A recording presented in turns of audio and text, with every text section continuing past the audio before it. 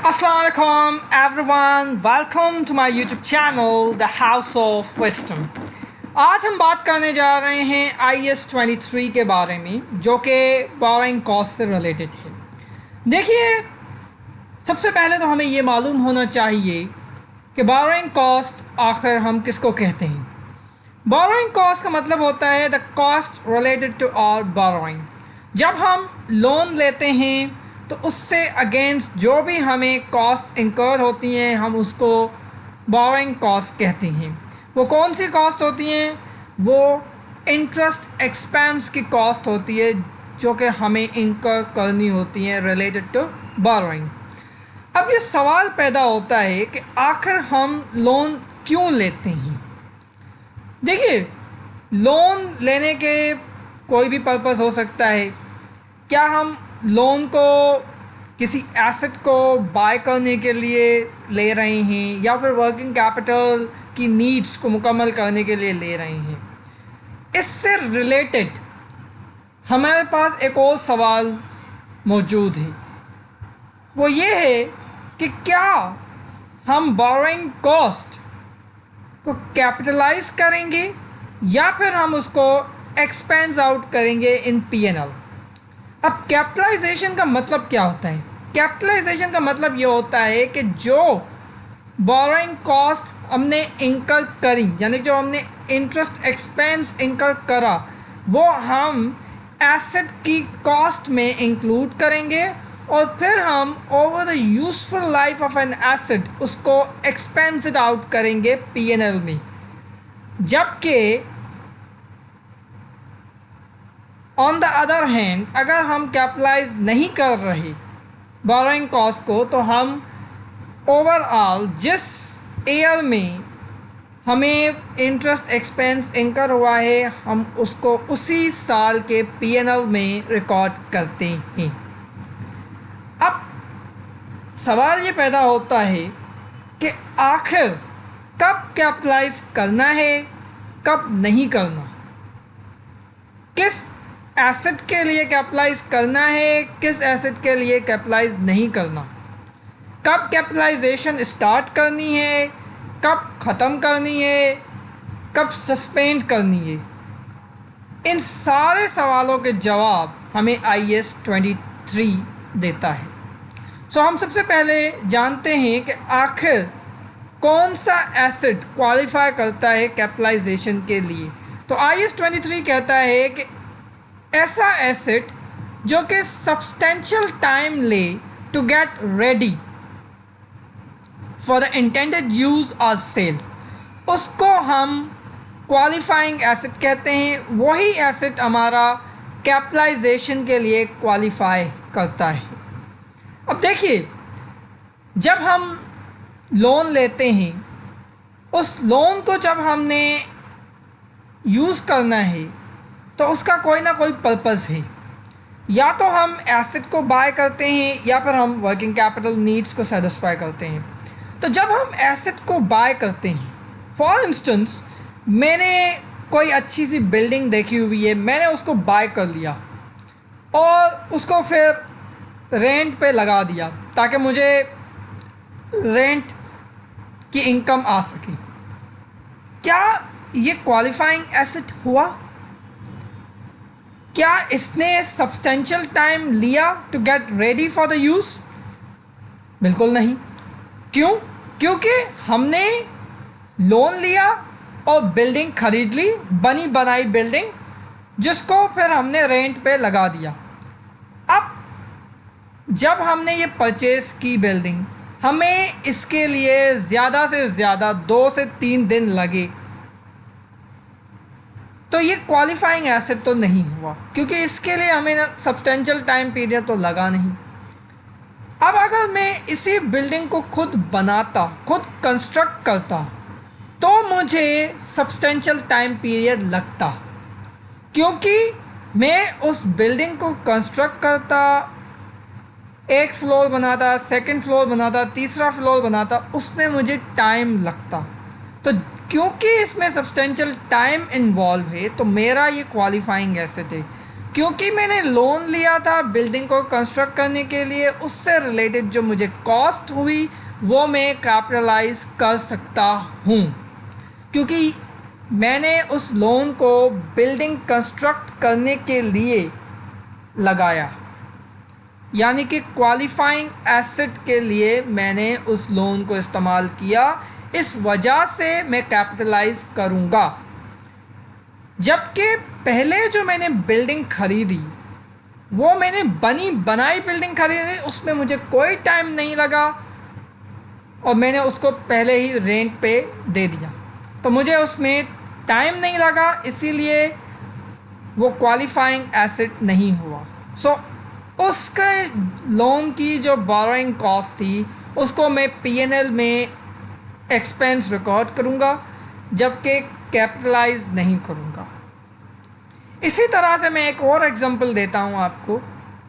अगर आपने लोन लिया और उस लोन से आपने एयर कंडीशनर ख़रीदा, आपने दुकान से एयर कंडीशनर ख़रीदा, उसको इंस्टॉल करवाया अपने घर पे ताकि आप अच्छे से गर्मियों में सो सकें, क्या ये क्वालिफाइंग एसेट हुआ?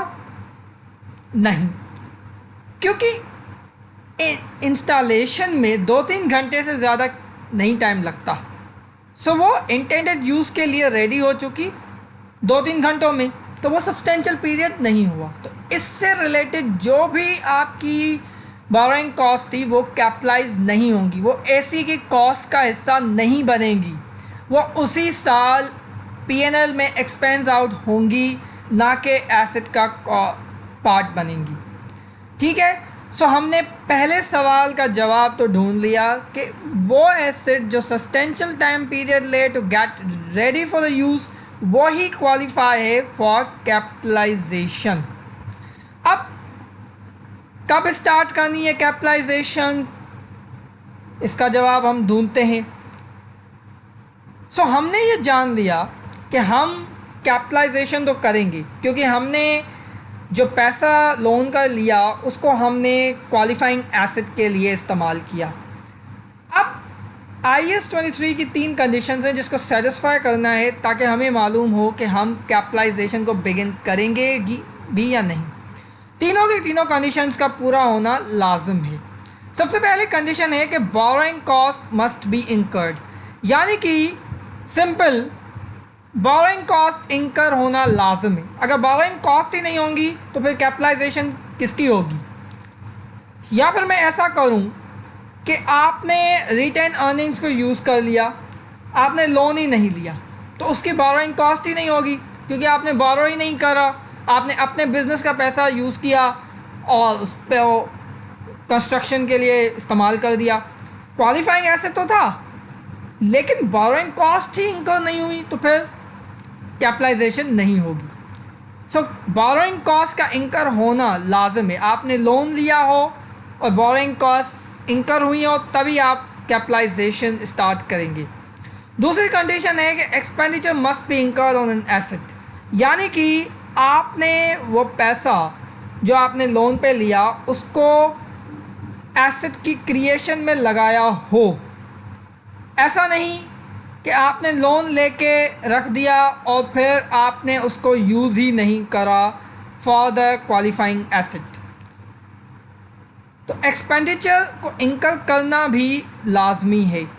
फिर activities intend to put asset for intended use started, यानी कि उस एसेट को बनाने के लिए एक्टिविटीज़ भी स्टार्ट हो चुकी हों। ठीक है, ऐसा ना हो कि आपने सिर्फ कॉन्ट्रैक्ट करा हो और फिर बाद में एसेट को बनाने की एक्टिविटीज़ स्टार्ट हो। तो ये तीनों कंडीशन मुकम्मल होती हैं, यानी कि जब आपने बोरोइंग कॉस्ट इंकर कर ली, बोरो कर लिया आपने अमाउंट, फिर उस बोरो अमाउंट को आपने एसेट पे यूज़ किया, फिर आपने उस एसेट की कंस्ट्रक्शन को, प्रोडक्शन को भी बिगिन कर लिया, तभी आप कैपिटलाइजेशन को स्टार्ट करेंगे। उस वक्त आप जो भी बोरोइंग कॉस्ट हैं उसको आप एसेट की कॉस्ट का हिस्सा बनाना स्टार्ट करेंगे। सेकंड सवाल आता है कि हम सस्पेंड कब करेंगे, यानी कि हम कब कैपिटलाइजेशन को रोकेंगे। तो इसका आंसर सिंपली ये है कि हमारे पास जो कंस्ट्रक्शन होती है या प्रोडक्शन होती है एसेट की, वो कंटिन्यूस नहीं होती।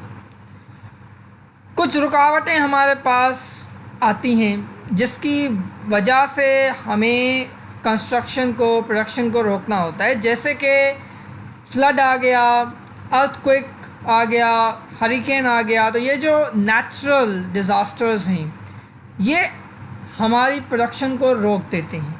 इसी तरीके से कोविड के टाइम पीरियड में लॉकडाउन लग जाता है, गवर्नमेंट्स स्ट्राइक अनाउंस करती हैं या फिर वर्कर्स स्ट्राइक पे चले जाते हैं। तो ऐसी सूरत में क्या होता है, हमारा काम रुक जाता है। तो IAS 23 कहता है कि जब आपका काम रुक जाए, जिन दिनों पे आपकी प्रोडक्शन या कंस्ट्रक्शन ना हो, उन दिनों को आपको इंक्लूड नहीं करना for capitalisation of borrowing cost, यानी कि ये कैपिटलाइजेशन का पार्ट नहीं बनेंगे जिन दिनों में आपका काम रुक गया हो। हाउएवर, जहाँ पे सस्पेंशन प्रोडक्शन प्रोसेस का हिस्सा हो, उसको हम सस्पेंशन का पार्ट नहीं समझेंगे, यानी कि उन दिनों हम सस्पेंशन नहीं करेंगे, कैपिटलाइजेशन नहीं रोकेंगे। अब इसका एग्जांपल क्या होता है, देखिए कंस्ट्रक्शन के दौरान जब आप एक फ्लोर बना लेते हो तो उसको सूखने के लिए वर्कर्स 2-3 दिन के लिए छोड़ जाते हैं। अब ये प्रोडक्शन का हिस्सा है, कंस्ट्रक्शन ऑफ अ बिल्डिंग का हिस्सा है। हम ये नहीं समझेंगे कि ये कोई एक्सटर्नल रीज़न था जिसकी वजह से हमें काम छोड़ना पड़ा, क्योंकि ये रिक्वायरमेंट थी प्रोडक्शन प्रोसेस की, क्योंकि ये रिक्वायरमेंट थी कंस्ट्रक्शन ऑफ अ बिल्डिंग की। तो हम इसको सस्पेंशन नहीं तस्वुर करेंगे, ये बेसिकली प्रोडक्शन का पार्ट थी। और जिन दिनों हमने काम रोका हुआ था वो लाजम था रोकना, इसीलिए हम उन दिनों कैपिटलाइजेशन को रोकेंगे नहीं, उसको इंक्लूड करेंगे, उन दिनों को काउंट करेंगे फॉर कैपिटलाइजेशन। ठीक है।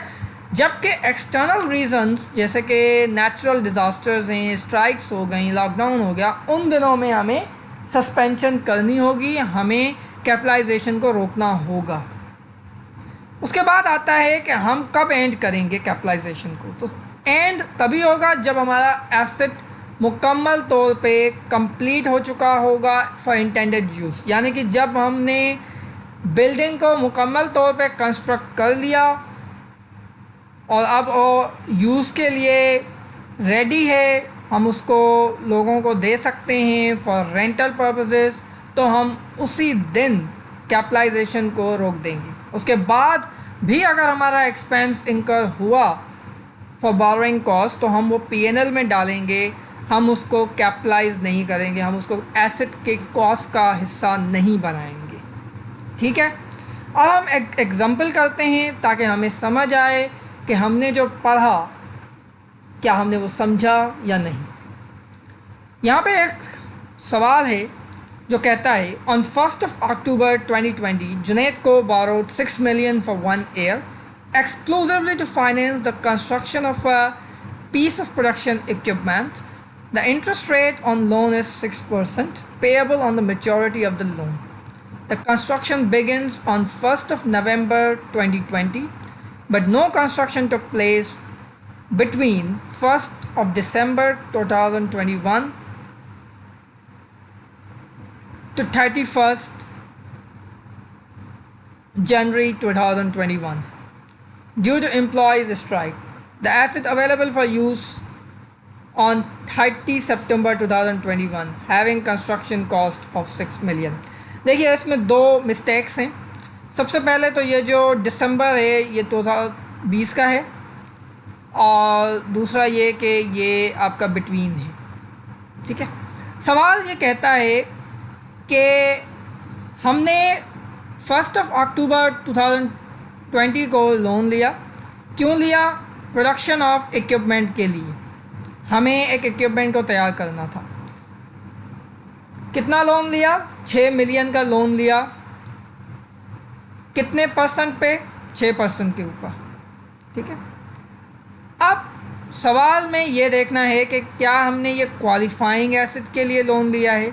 तो जी हाँ, हमने ये क्वालिफाइंग एसेट के लिए लिया है, क्योंकि हम इक्विपमेंट को प्रोड्यूस करने जा रहे हैं और इक्विपमेंट को प्रोड्यूस करने के लिए हमें टाइम रिक्वायर्ड है, तो सब्सटेंशियल टाइम पीरियड इन्वॉल्व है। तो हमने ये तो देख लिया कि हमने क्वालिफाइंग एसेट के लिए ही ये लोन लिया है, यानी कि कैपिटलाइजेशन तो होगी। अब कब बिगिन होगी? क्या 1 अक्टूबर को बिगिन होगी जब हमने लोन लिया? तो बिल्कुल नहीं, क्योंकि हमने सिर्फ 1 अक्टूबर को क्या किया है? लोन लिया है। और लोन लेके हमने ये देख लिया कि हमारा इंटरेस्ट एक्सपेंस इंकर होना स्टार्ट हुआ है। क्या हमने कंस्ट्रक्शन की एक्टिविटीज़ बिगिन की? क्या हमने एक्सपेंडिचर को लगाया एसेट में? बिल्कुल नहीं। तो जबकि तीनों कंडीशन मुकम्मल नहीं हैं, तो हम 1 अक्टूबर को कैपिटलाइज स्टार्ट नहीं करेंगे। हम कब स्टार्ट करेंगे? हम 1 नवंबर 2020 को स्टार्ट करेंगे, जब हमने कंस्ट्रक्शन को बिगिन किया, हमने एक्सपेंडिचर को इंकर किया और हमारा जो बोरोइंग कॉस्ट है वो भी इंकर होना स्टार्ट हो चुकी थी। तो हमने ये देखा कि 1 नवंबर से हम काउंट करेंगे कैपिटलाइजेशन के टाइम पीरियड को। But no construction took place between 1 December 2020 to 31 January 2021। अब 2 मंथ्स के लिए स्ट्राइक की वजह से आपका काम रुक भी गया, यानी कि ये सस्पेंशन है। तो सस्पेंशन के जैसा कि मैंने आपको बताया कि उस वक्त हम कैपिटलाइज नहीं करते जब काम रुका हुआ है एक्सटर्नल रीजंस की वजह से, क्योंकि एम्प्लॉयज़ ने स्ट्राइक की है, तो हम इन 2 मंथ्स को भी काउंट नहीं करेंगे। यानी कि ये 2 मंथ्स काउंट नहीं होंगे। काउंट कब से स्टार्ट होगा? 1 नवंबर से, यानी कि सिर्फ नवंबर का मंथ स्टार्ट से हम जो है वो इंक्लूड करेंगे और फिर हम दिसंबर और जनवरी को इंक्लूड नहीं करेंगे। और फिर ये कहता है कि the asset available for use on 30 सितंबर 2021, यानी कि फरवरी, मार्च, अप्रैल, मई, जून, जुलाई, अगस्त, सितंबर 8 मंथ्स हमारा काम चला और फिर हमारा जो एसेट है वो मुकम्मल हो चुका। यानी कि 8 मंथ्स ये इंक्लूड होंगे और नवंबर से लेके दिसंबर तक 1 मंथ इंक्लूड होगा।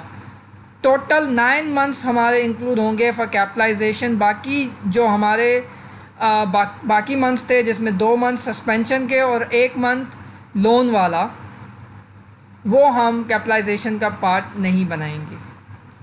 ठीक है। सो हम इसकी जो ओवरऑल वर्किंग है वो क्या करेंगे? हमने 6 मिलियन का लोन लिया, 6% पे इसका टोटल आया हमारे पास 360,000। उसमें हमने 9 मंथ्स लिए आउट ऑफ 12 और 270,000 को हम एसेट की कॉस्ट का हिस्सा बनाएंगे और कैपिटलाइज करेंगे। यानी कि जो 3 मंथ्स थे उसको हमने बाहर कर दिया कैपिटलाइजेशन से, क्योंकि उस वक्त सस्पेंशन थी और हमने जो लोन लिया था उस बोरोइंग कॉस्ट को हमने इंकर किया हुआ था, मगर हमने लोन का पैसा जो एक्सपेंडिचर था वो एसेट पे यूज़ नहीं किया था। इस वजह से हमने 1st मंथ जो था वो हमने इंक्लूड नहीं किया कैपिटलाइजेशन से। तो इस वजह से हमारे ओवरऑल 3 मंथ्स जो थे वो हमारे कैपिटलाइजेशन का पार्ट नहीं बने। होपफुली आपको ये वीडियो समझ आ गई होगी और आपको कॉन्सेप्ट क्लियर हुआ होगा। Thank you.